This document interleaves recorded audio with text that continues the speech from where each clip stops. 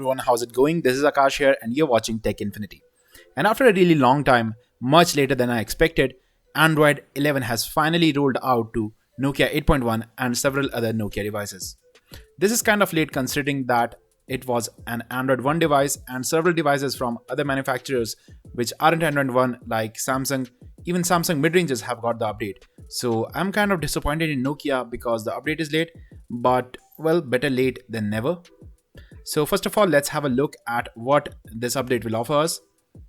So as you can see here from the changelog, there are a few things here. They have mentioned a lot of stuff like manager conversations, that kind of stuff, bubbles, chat bubbles like you must have seen with Facebook Messenger, those kind of stuff, and one-time permission options, and basically most of the goodies that come with Android 11. I say most because not all of the stuff is baked in. And this has the March security patch level, and as you can see, this is the size of the update, that is 1.53 GB. So make sure you have enough data available to download this update. One annoying thing that I find is that the number of tiles in quick settings has reduced with Android 11, and now you can just see 6 tiles, which is really annoying for me because I need at least 9. So basically we just have now 2 rows and 3 columns, and that's it. So let me know what you think about that. And apart from that, as you can see here, as I already mentioned, this is on March security patch level. Notifications are separated and divided into different categories such as notifications, conversations, and silent. So basically in silent, things like Google News and that kind of stuff would go. I think this is a much cleaner look and I personally like it. The categorization helps if you have a person who gets lots of notifications. And aside from that, I have noticed a few things.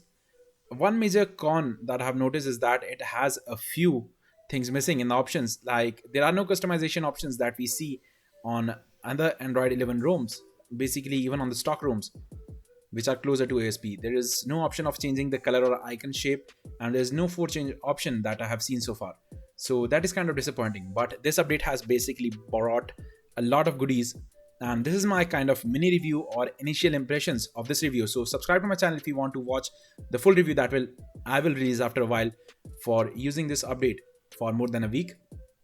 And as for the pros, you immediately notice that this ROM is absolutely much smoother and animations are better, so it feels a lot smoother now. And another great thing is that third-party launchers now work properly. Earlier I had a lot of issues using third-party launchers, so I had to stick with the default launcher even though it had fewer options. And I think the RAM management has also become better. Now more app stays in the memory. And apart from that, overall there's some I guess I could say that improvements in the system itself. The screen recording option is also great to have, and the dark mode actually seems a bit darker, and overall responsiveness is a lot faster. Like in any task you would see that system has like quickened up. So this is what I like because I wasn't very impressed with the speed on Android 10, but basically here everything is a little faster and I'm enjoying that. Things like fingerprint response is faster, screenshots are faster, and any task that you perform, even just changing or going to recents, is faster. So this is pretty much it for this video. If you liked it, click on the like button and also subscribe to my channel for more such videos. I'll soon be coming out with the full review of this Android 11 update and whether or not you should update and if there are any hidden bugs. So do ask your questions if you have any in the comment section below, and I'll see you in my next video. Take care.